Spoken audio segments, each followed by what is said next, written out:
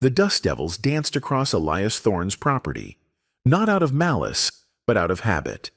They'd been doing it for centuries, long before the first cul-de-sac of Harmony Creek Estates snaked its way across the sprawling scrubland of northern Arizona.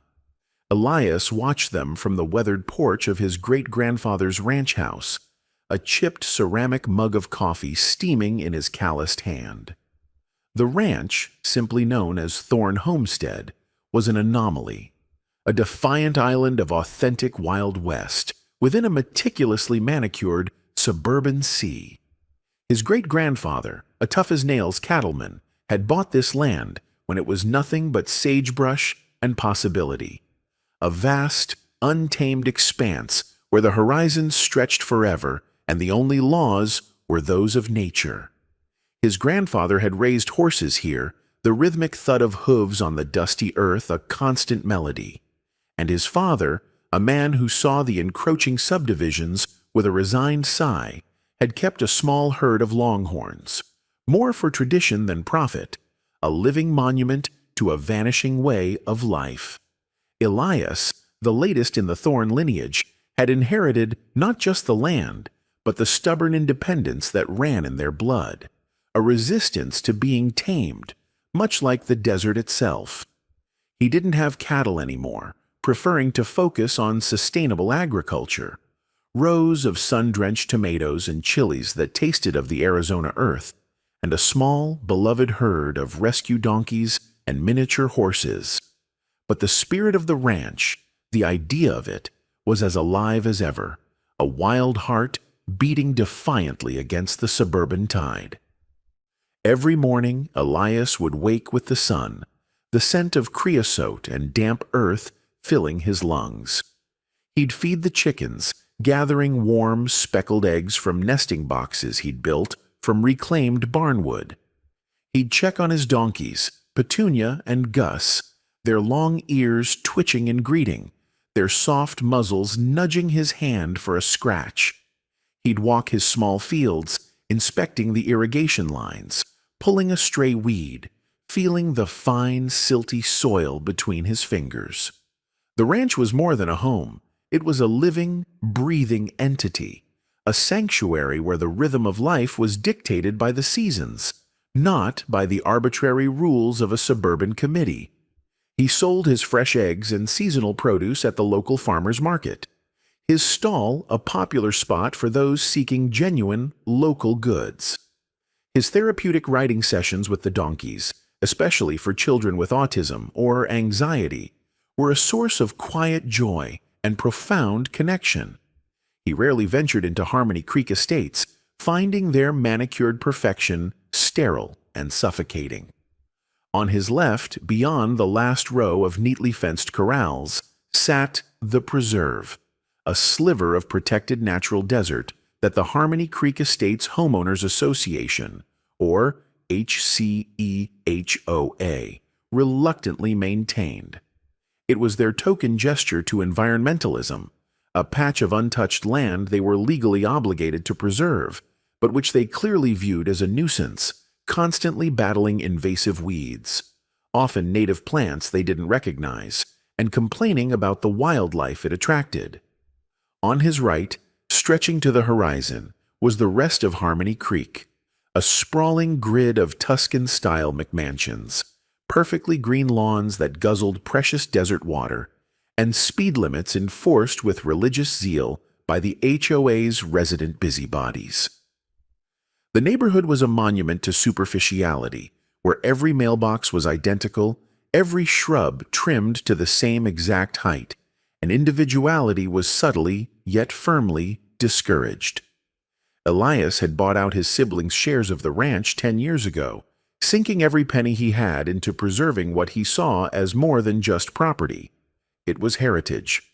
His brother, a realtor, had urged him to subdivide and sell. His sister, an architect, had dreamed of a modern desert oasis on the land. But Elias had steadfastly refused. He wasn't a recluse, not entirely. He sold fresh eggs from his heirloom chickens at the local farmer's market, offered therapeutic riding sessions with his donkeys for kids with special needs, and sometimes grudgingly, attended a community picnic, usually when his friend, Old Man Jenkins, who lived 2 streets over, dragged him along. But his world, his sanctuary, was the ranch. It was where he felt grounded, connected to something real and enduring in a world increasingly obsessed with transient trends. Then came the letter. Not an email, not a text, not even a politely worded phone call. It was a crisp, official-looking envelope, thick with a single sheet of embossed paper, delivered by the mailman, a man who usually just dropped off junk mail and utility bills. Elias had been mending a section of his oldest fence, the wood weathered gray and splintered, when his dog, Rusty, a scruffy terrier mix with more loyalty than sense, trotted up with it, tail wagging, having retrieved it from the mailbox down the long, dusty driveway. Rusty usually only brought back sticks or stray tumbleweeds. This was different. Elias wiped his hands on his worn jeans, leaving streaks of dust on the pristine white envelope. He tore it open, bracing himself. The first few lines were standard HOA jargon. Dear Mr. Thorne, Property Compliance, Thorne Homestead. He expected the usual nitpicks, a lecture about his slightly too tall weeds along the boundary fence, the unapproved but infinitely more practical color of his new chicken coop, or perhaps a warning about his unconventional rainwater harvesting system. He was prepared for petty grievances, for bureaucratic bluster, but the next paragraph hit him like a kick from one of his stubborn mules, a visceral blow that stole his breath. It has come to the attention of the Harmony Creek Estates Homeowners Association Board of Directors that the continued operation and nature of Thorne Homestead at 1421 Old Ranch Road presents a significant aesthetic and functional incongruity with the established character and covenants of Harmony Creek Estates. Furthermore, the presence of livestock, equine, avian, and other agricultural activities, and the overall rustic appearance of your property are deemed in direct violation of Sections 3.7b, Residential Use and Appearance, 4.2d, Livestock and Nuisances, and 5.1a, Architectural Conformity, of the amended Community Bylaws. Elias snorted, a dry, bitter sound. Architectural conformity?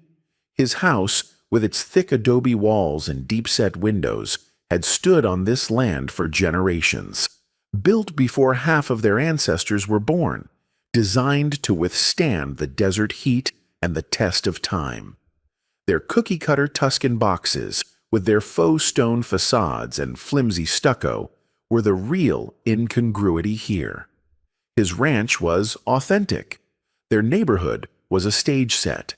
He scanned down, his eyes narrowing, tracing the cold, formal typeface. Then he saw it, the paragraph that made his blood run cold, then boil with a heat that rivaled the Arizona sun. It wasn't a warning. It was an eviction notice, cloaked in legalistic politeness. Therefore, after careful deliberation and consultation with legal counsel, the board has unanimously resolved that Thorne Homestead, in its current form, is incompatible with the future vision of Harmony Creek Estates.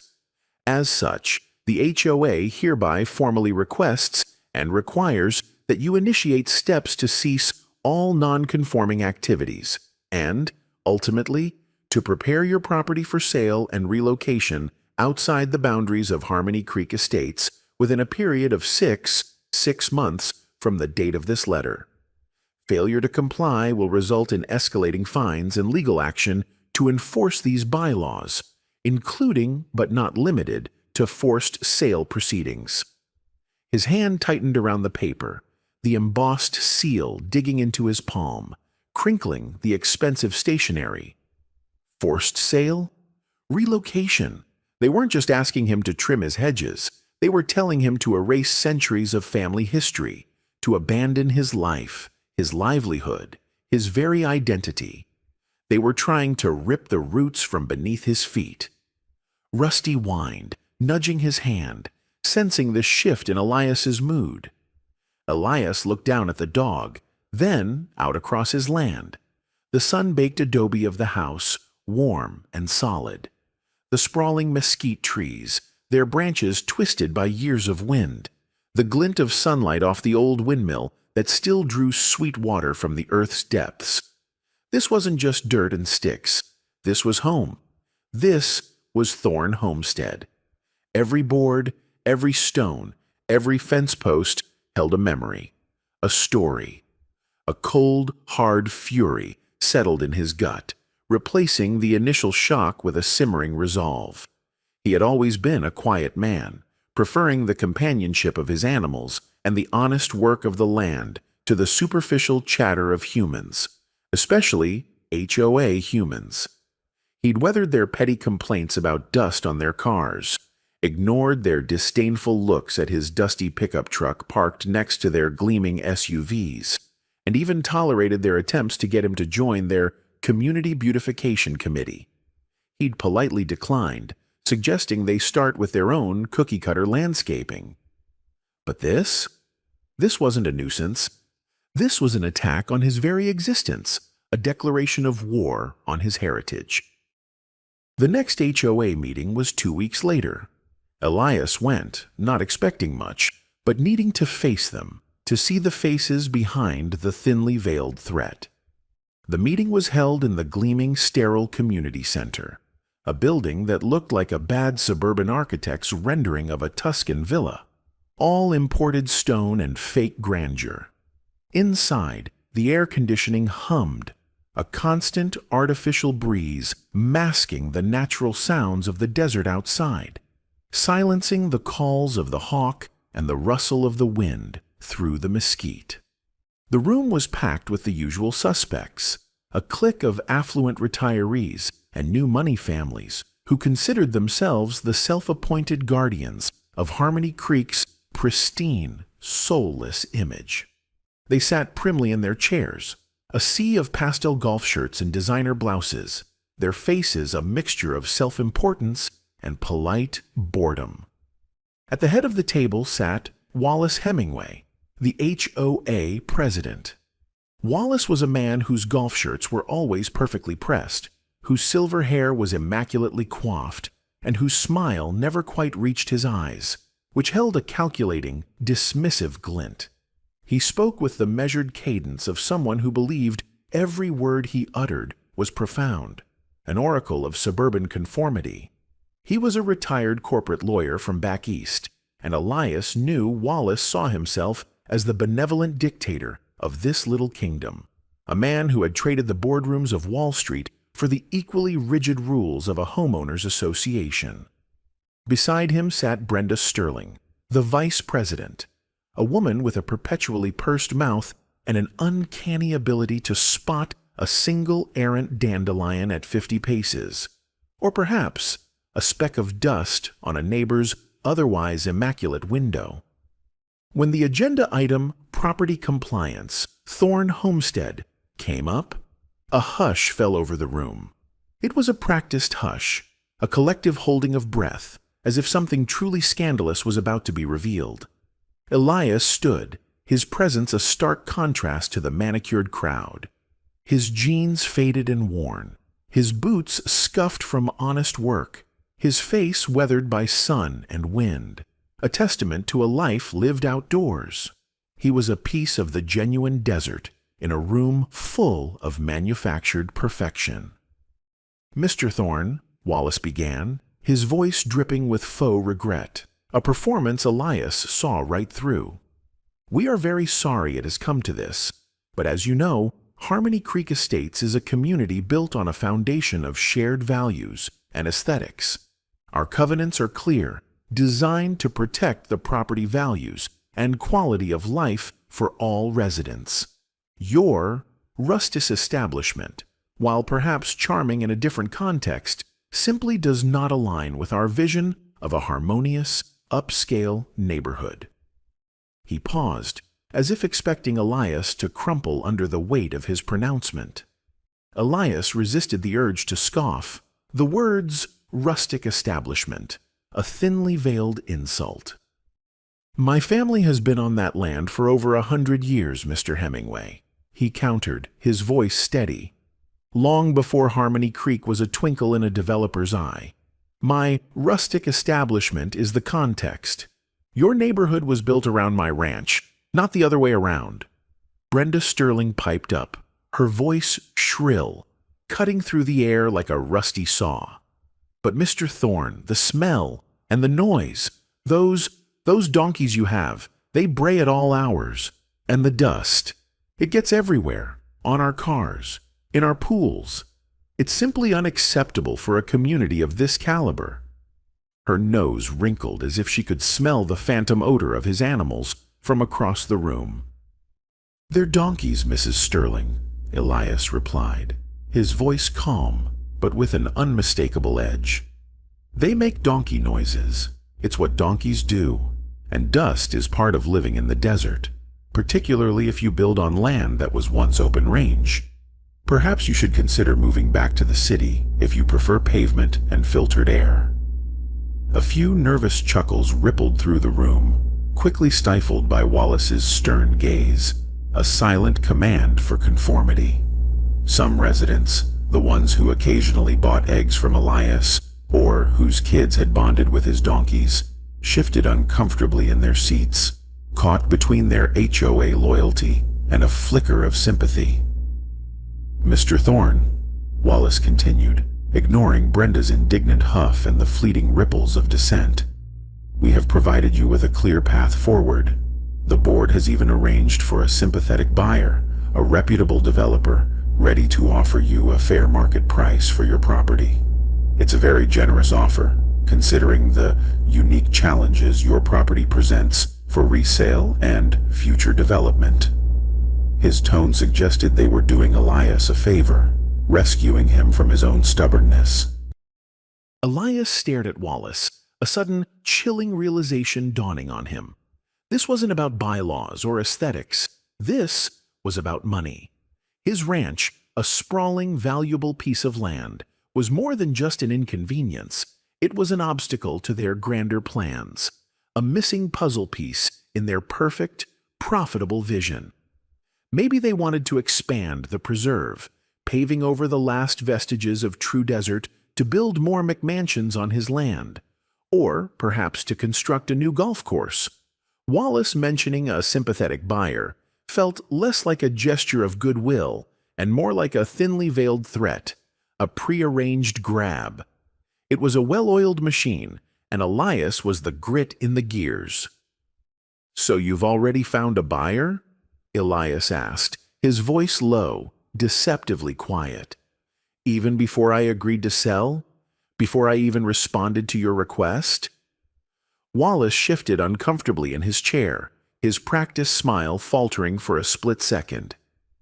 "It's merely a preliminary discussion, Mr. Thorne, a contingency, if you will, to ensure a smooth transition for all parties involved, and to demonstrate our commitment to a swift and amicable resolution." "A smooth transition," Elias repeated slowly, the words tasting like ash in his mouth. "You mean a smooth transition for you to get what you want? You want my land, you want my home, and you're trying to use your rules to steal it." He looked around the room, at the faces mostly avoiding his gaze.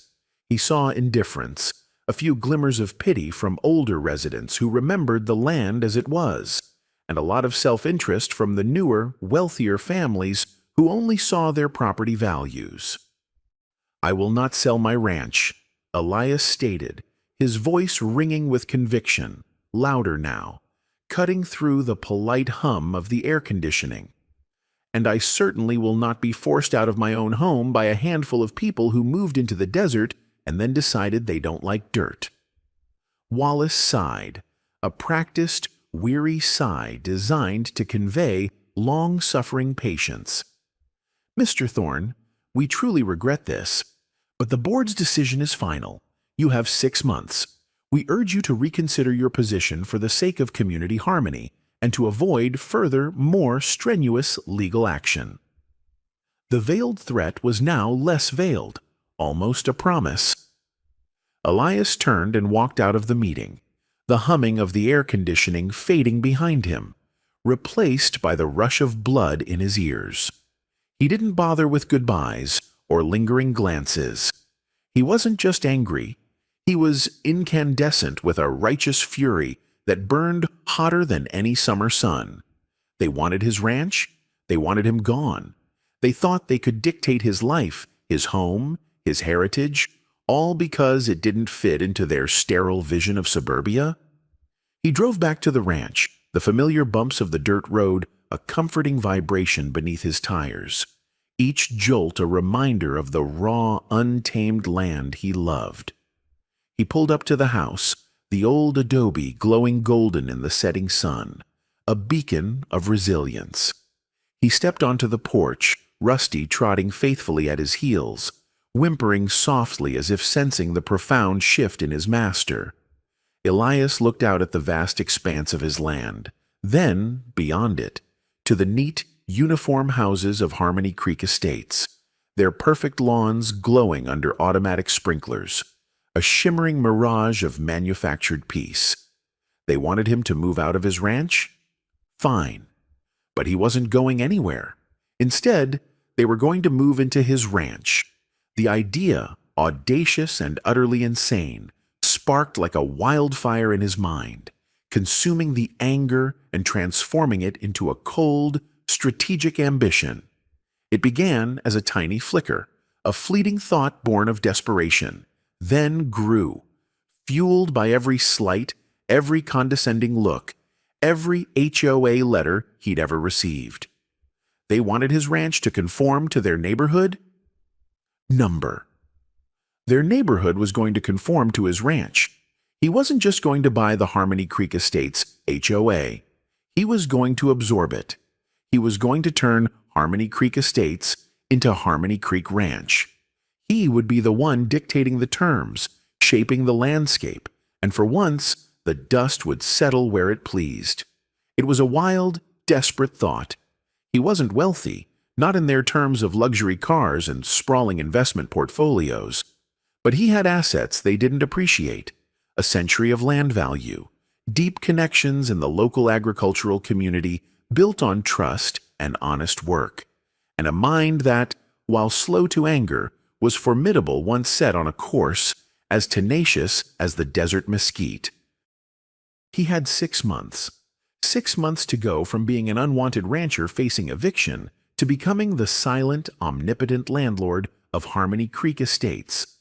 The thought was intoxicating, terrifying, and utterly exhilarating. The first step was information. Elias, for all his rustic charm, was no dummy.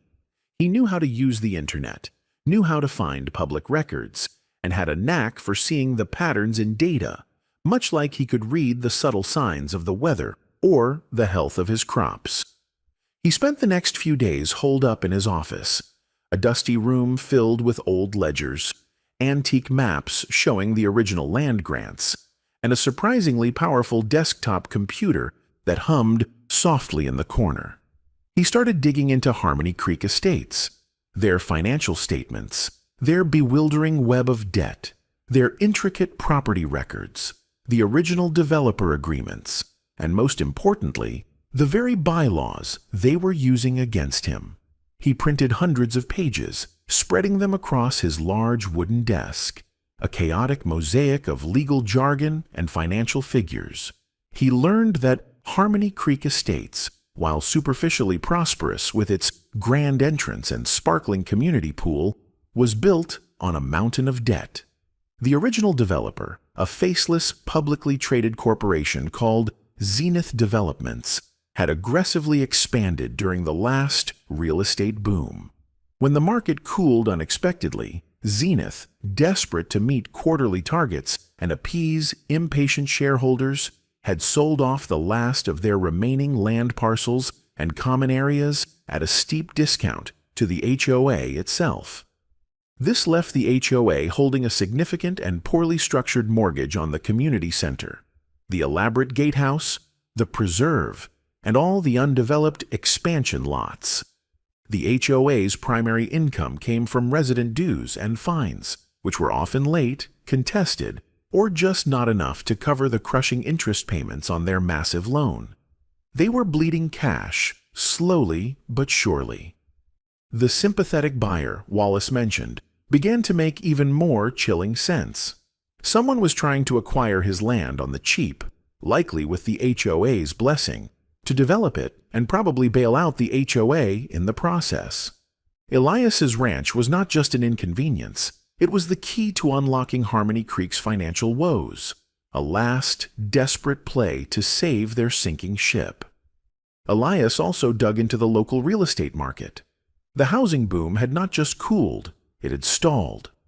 Many houses in Harmony Creek, once snapped up within days, were now sitting on the market for months, their for sale signs quietly weathering in the sun. Some were even quietly going into foreclosure, their owners struggling with the high HOA dues on top of their already stretched mortgages, especially as job markets shifted. He saw a growing weakness in their carefully constructed facade of prosperity. He saw an opening, a very narrow, very expensive opening. He called his cousin Sarah. Sarah Thorne wasn't a rancher. She was a corporate attorney in Phoenix, sharp as a tack, with a mind like a steel trap and a reputation for being absolutely ruthless in high-stakes negotiations. She was family, and she'd always had a soft spot for the old ranch, a place she'd visited often as a child, finding a freedom there she never experienced in the city. "Hey, cuz," Elias said, his voice unusually strained, the weariness of the past few days seeping in. "Got a problem. The HOA here, they want to kick me off the ranch." There was a pause on the other end, a moment of disbelief from the typically unflappable Sarah. "What? Are you serious, Elias? On what grounds? That's absurd." Elias explained the letter, reading passages verbatim, recounting the condescending tone of Wallace Hemingway and the shrill complaints of Brenda Sterling at the meeting. "They're calling it an incongruity. They've even got a sympathetic buyer lined up, ready to help me relocate." He could hear the sarcasm dripping from his own words. Sarah was quiet for a moment, absorbing the details, processing the implications. Then Elias heard a low, dangerous hum in her voice, a sound he knew meant she was switching into battle mode. "Okay, Elias, this sounds exactly like they're trying to muscle you out for a land play. But forced sale, that's a high bar, even for an HOA. The legal precedent for that is pretty shaky unless you're causing actual, provable, severe harm to the community or neglecting the property to the point of being a public hazard. Do you want to fight them in court? We could tie them up for years." "No," Elias said, a new resolve hardening his tone, a steel rod straightening his spine. "I don't want to fight them in court. That's their game, their battlefield. I want to buy them." Sarah choked. A genuine surprised laugh burst from her. "You want to what? Elias, are you serious? The entire Harmony Creek Estates Homeowners Association? Do you have any idea what that would entail?" "The HOA, the whole damn thing," Elias confirmed, his conviction unwavering. "Their common areas, their massive debt, their ridiculous bylaws, their little community center, their swimming pools, their preserve, their golf carts, their perfectly trimmed hedges, everything. I want to own Harmony Creek Estates." Another silence, longer this time, as Sarah mentally crunched numbers, assessed legal pathways, and weighed the sheer audacity of the plan.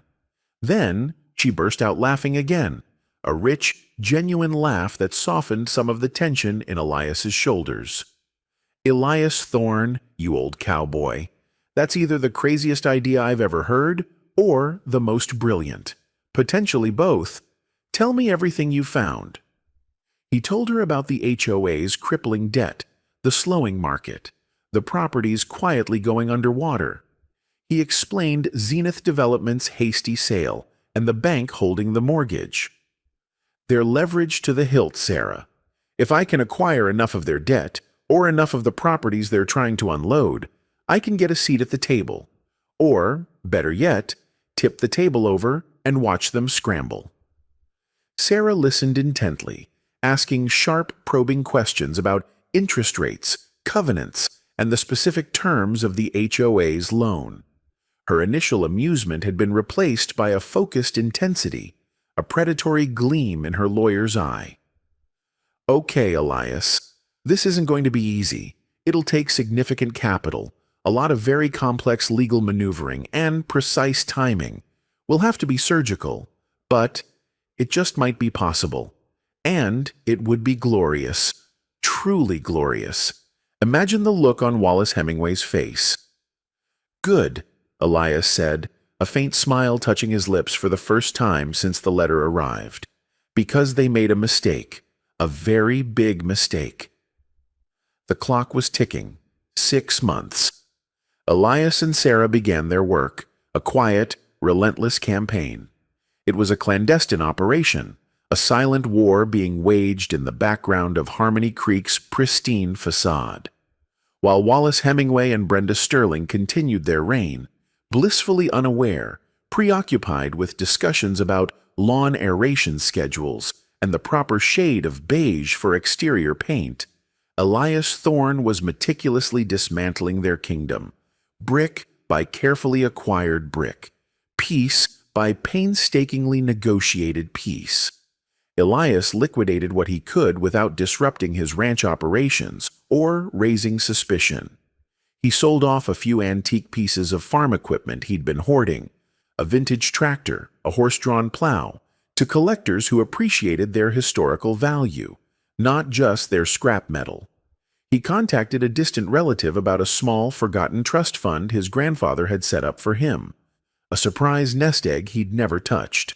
He even reached out to a few wealthy, eccentric clients from his therapeutic writing program, people who admired his quiet dedication, his work with the donkeys, and his stubborn independence, hinting at a unique investment opportunity that aligned with his desire to preserve his family land. These weren't quick sales. They required careful conversations, trust, and discretion. He leveraged the inherent value of his sprawling ranch land, not for a sale, but as collateral for a very unconventional loan from a private lender Sarah had vetted. A loan structured to provide significant capital without publicly indicating his intentions. Sarah, meanwhile, began her legal and financial reconnaissance, operating from her Phoenix office with the precision of a special forces unit. She used her network of contacts, her deep knowledge of corporate law, and a healthy dose of Thorne's stubbornness to find the HOA's weakest points. She discovered that the HOA's massive mortgage, the one on its common areas and undeveloped land, was held by a regional bank called Desert Financial Solutions, known for its aggressive collections and quick asset sales when loans defaulted. They wouldn't care who paid the debt, only that it was paid, or that the underlying asset was transferred, preferably with minimal fuss. They were a predatory lender, and Sarah knew how to play their game. "They're looking to offload this loan, Elias," Sarah reported during one of their late-night calls. "It's a headache for them, too much overhead for the return. If we can come in with a substantial offer to buy the debt, especially before a scheduled refinancing review, they might bite. They just want it off their books." The first month passed in a blur of spreadsheets, legal documents, encrypted emails, and hushed phone calls. Elias learned more about the intricacies of corporate finance, distressed asset acquisition, and real estate law than he ever thought possible. He hated the sterile numbers and the convoluted legal language, but the grim satisfaction of the goal kept him going. He kept his ranch running as usual, mending fences, feeding animals, tending his crops, greeting neighbors with a polite nod and a bland smile, all while secretly plotting the biggest corporate takeover of a suburban neighborhood in Arizona history. One afternoon, almost 2 months into the 6-month countdown, Wallace Hemingway, impeccably dressed as always in a crisp polo shirt and tailored shorts, drove his gleaming golf cart past Elias's property. He paused, watching Elias adjust a loose board on his donkey shed, a faint sheen of sweat on Elias's brow. Wallace smiled, a tight, patronizing smile that never quite reached his eyes, surveying the ranch with an air of clinical appraisal. "Making good progress, Mr. Thorne?" Wallace called out, his voice carrying clearly on the dry air, laced with an unspoken warning. "Remember, time is of the essence. 6 months flies by faster than you think. Wouldn't want you to be caught unprepared." He gestured vaguely at Elias's working clothes, a subtle jab. Elias paused, hammer in hand, the sun warm on his back. He looked at Wallace, then at the manicured lawns and perfect houses stretching behind him, all uniform and sterile. A slow, knowing smile spread across Elias's face, a genuine smile that Wallace couldn't decipher, a smile that hinted at secrets and impending reversals of fortune. "Oh, I'm making progress, Mr. Hemingway," Elias replied, his voice calm, almost leisurely, infused with a new, quiet confidence. "More progress than you can possibly imagine. And you're right, time certainly does fly, especially when you're busy making new arrangements. Very significant arrangements, in fact." He met Wallace's gaze, and for the first time, Wallace looked away, a flicker of genuine unease crossing his carefully composed features. Wallace frowned, the brief moment of discomfort dissolving as he dismissed it, attributing it to Elias's usual rustic inscrutability, or perhaps just the heat getting to the rancher. He gave a curt, dismissive wave and drove off, back into the sterile perfection of Harmony Creek Estates, back to his realm of perfect lawns and precisely pruned roses. Elias watched him go, then turned back to his donkey shed, picking up his hammer with renewed purpose. 6 months, he thought. 3 more to go until the HOA's deadline, their arbitrary D-Day for his eviction. But his deadline was different. His deadline was to ensure that by the time theirs arrived, they wouldn't just be asking him to move out of his ranch. They'd be living in it, or rather, own it. His ranch, the land, all of it. The quiet revolution had begun, and the HOA had no idea just how thoroughly their world was about to be turned upside down. The dust, once a minor annoyance, was about to become the very ground beneath their feet, irrevocably shifting. The financial acquisition proved to be a labyrinthine undertaking, far more intricate than mending a broken fence or negotiating a good price for tomatoes at the market. Sarah, however, was in her element. Her office became a war room, her phone lines buzzing with calls to asset managers, debt brokers, and obscure financial institutions. She advised Elias to start with small, strategic purchases, just enough to gain a foothold without alerting the main players. He used his pooled capital to acquire several of the smaller, privately held mortgages on properties within Harmony Creek that were teetering on the brink of foreclosure. These were homes owned by residents quietly struggling, often behind on their HOA dues, who were becoming increasingly frustrated with the association's rigid demands and rising fees. "We don't want to cause alarm bells to go off at Desert Financial Solutions just yet," Sarah explained one evening, her voice crisp and low over the phone. "They're holding the big fish, the main HOA debt. We need to build leverage, quietly, from the inside out." Elias didn't understand all the nuances, but he trusted Sarah implicitly. He learned about mezzanine financing, debt securitization, and the shadowy world of non-performing assets. It felt alien, detached from the tangible reality of his ranch, but he saw the threads connecting it all back to his land, his home.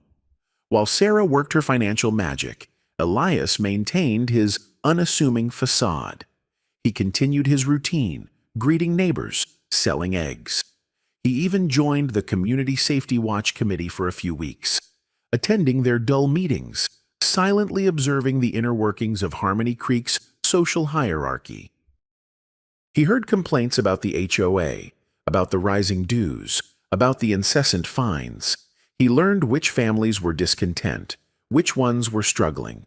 He noted the names of those who voiced quiet support for him after the contentious HOA meeting, like Old Man Jenkins, who always bought his eggs and had quietly given him a nod of approval on his way out of the meeting. He also noted the fervent loyalty of others, the ones who echoed Wallace Hemingway's pronouncements and treated Brenda Sterling's every word as gospel. Wallace Hemingway, meanwhile, was riding high. The board meeting where Elias had defied them had, in Wallace's mind, simply confirmed Elias's obstinate nature. He relayed the difficult encounter to his wife, Eleanor, over their usual evening gin and tonics on their perfectly manicured patio. "The man is simply uncooperative, dear," Wallace mused, swirling the ice in his glass. "Utterly devoid of any sense of community spirit. It's for the best. That ranch is a blight, and frankly, a prime piece of real estate. Once Thorne is gone, Zenith's shell company can move in, develop it, and we can finally pay down that rather substantial mortgage on the common lands." Eleanor, a woman who meticulously coordinated her gardening gloves with her outfit, nodded. "Indeed, darling. And imagine the property values once that eyesore is replaced by something more fitting for Harmony Creek. Perhaps a new set of luxury townhomes, or even a smaller executive golf course." Their conversations revolved around the future pristine state of Harmony Creek, utterly convinced of Elias's impending departure. They spent evenings browsing catalogs for new fountain designs for the community entrance and discussing the merits of synthetic turf versus actual grass for the new pocket parks they envisioned on Elias's land. They were so consumed by their vision of manufactured perfection that they completely missed the subtle tremors beneath their feet. In the third month, Sarah made her first major move.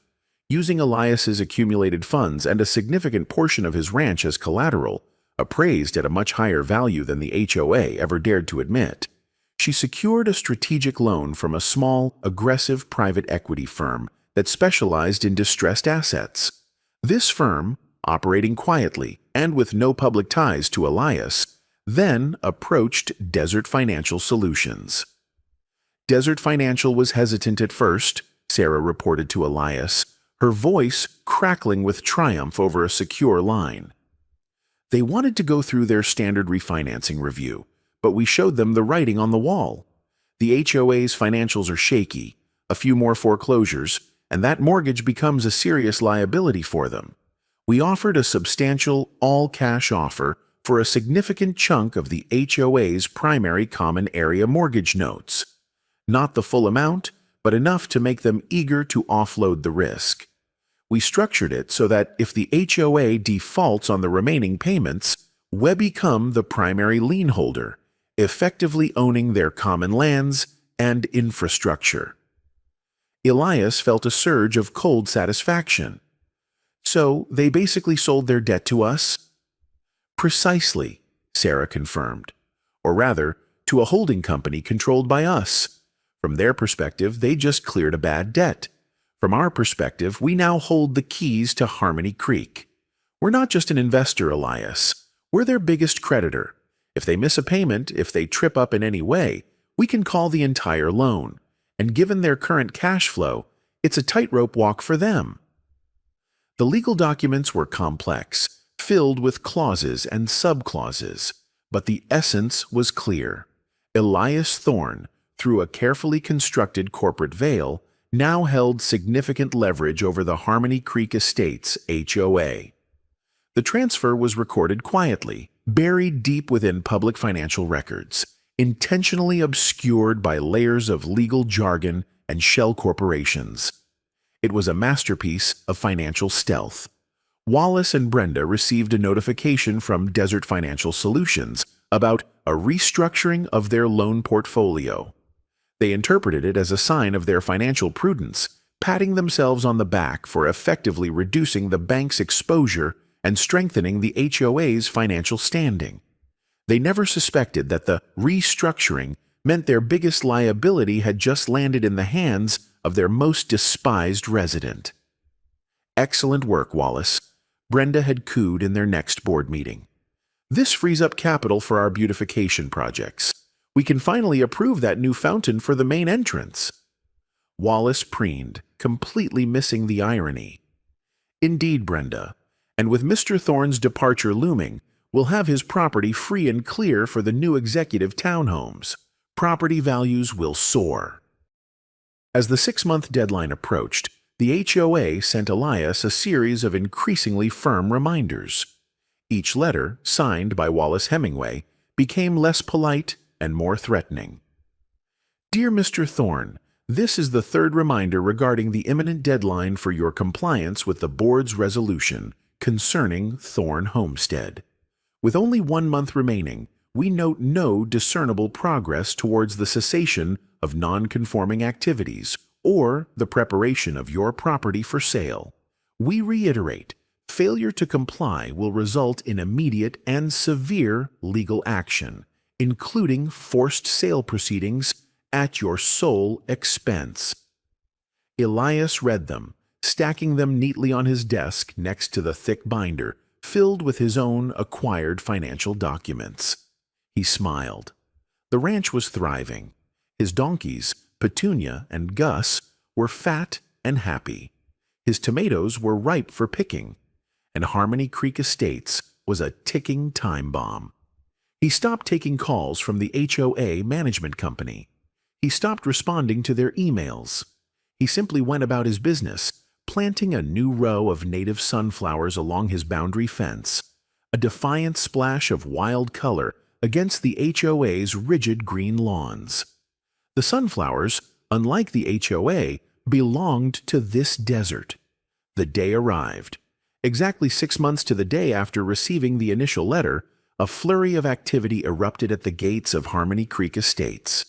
2 sleek black SUVs, not Elias's dusty pickup, pulled up to the guardhouse. Out of the first stepped Sarah Thorne, impeccably dressed in a sharp business suit, her posture radiating quiet authority. Out of the second stepped Elias, looking exactly as he always did. Worn jeans, a clean but simple work shirt, and boots, though these were newly shined. Behind them, a flatbed truck, a very large one, carrying a rather significant piece of earth-moving equipment, began to rumble slowly towards the gate, its engine a low growl. Wallace Hemingway, alerted by the frantic guard, rushed to the community center, Brenda Sterling already fluttering nervously at his side. "What is the meaning of this, Mr. Thorne?" Wallace demanded, his voice tight with outrage as Elias and Sarah approached the doors of the community center. "Today is your deadline. We expect your property to be vacant, not parading construction vehicles through our entrance." He gestured wildly at the flatbed truck, slowly making its way down the street. Elias simply smiled, that same knowing smile he'd shown Wallace weeks ago. "Oh, it's not construction, Mr. Hemingway. Not exactly. It's, re-landscaping." Sarah stepped forward, holding a thick, leather-bound briefcase. "Good morning, Mr. Hemingway, Mrs. Sterling. My name is Sarah Thorne, legal counsel for Mr. Elias Thorne. We're here to discuss the future of Harmony Creek Estates." Wallace scoffed. "There's nothing to discuss, Ms. Thorne. Your client is in violation of our bylaws. We're initiating forced sale proceedings as of this very moment." He had the papers ready, a smug look of victory on his face. Sarah calmly unlatched her briefcase. "Actually, Mr. Hemingway, there's been a significant change in circumstances. Effective as of 9 a.m. this morning, the Harmony Creek Estates Homeowners Association defaulted on its primary mortgage with Desert Financial Solutions. And as of 9:01 a.m., that mortgage was acquired in its entirety by Thorne Holdings LLC. Wallace's jaw dropped. Brenda's perpetually pursed lips parted in a silent gasp. What are you talking about? That's impossible. We restructured that loan. We're current on our payments." "You were current on some payments," Sarah corrected smoothly, pulling out a stack of documents. "But not on the revised principal repayment schedule that was part of the restructuring you so confidently oversaw. A schedule that came into effect this month, Coincidentally, the same month your cash reserves were at an all-time low. Desert Financial Solutions was happy to sell us the debt at a slight discount rather than deal with a messy foreclosure process. We hold all common area deeds, the community center, the gatehouse, the undeveloped land, and yes, even the preserve, everything that makes Harmony Creek an HOA. She handed him a bound copy of the documents. Wallace's eyes darted frantically across the pages, his face paling, the color draining from his perfectly tanned cheeks. Brenda snatched a page, her eyes widening in horror as she saw the name Thorn Holdings LLC listed as the new lien holder. This is extortion, Wallace stammered, his voice losing its corporate polish, cracking with disbelief. No, Mr. Hemingway, Elias finally spoke, his voice calm, resonating with the quiet power of a man who had won. It's consequences. You wanted me to move out of my ranch because it didn't fit your vision of Harmony Creek. Well, now Harmony Creek fits my vision, and my vision involves a lot more ranch. The flatbed truck, carrying an antique, fully restored Longhorn cattle gate, rolled slowly past the community center, its rumble echoing through the shocked silence of the perfectly manicured neighborhood. It was heading straight for the main entrance of Harmony Creek Estates. The grand, Tuscan-style gate, once a symbol of exclusivity, was about to be replaced. Effective immediately, Sarah announced, her voice ringing clear. The Harmony Creek Estates Homeowners Association is dissolved. All common areas, including roads, amenities, and undeveloped land, are now private property, part of the newly expanded Thorn Homestead. You are still welcome to reside in your homes, of course. But the rules are changing, significantly. Wallace Hemingway stared, utterly defeated, his face a mask of disbelief and dawning horror. Brenda Sterling looked as if she might faint. The meticulously crafted world they had built, the one they had so arrogantly used to threaten Elias, was crumbling around them. Elias walked past them, heading towards the gate, towards the rumbling flatbed truck. He looked back at Wallace, a final, unyielding gaze. From no ranch to our ranch, Mr. Hemingway, Elias said, his voice carrying the weight of generations. Your biggest mistake, indeed. The sun, now high above, beat down on Harmony Creek, and for the first time in a long time, the Dust Devils didn't seem out of place. They felt like they were home.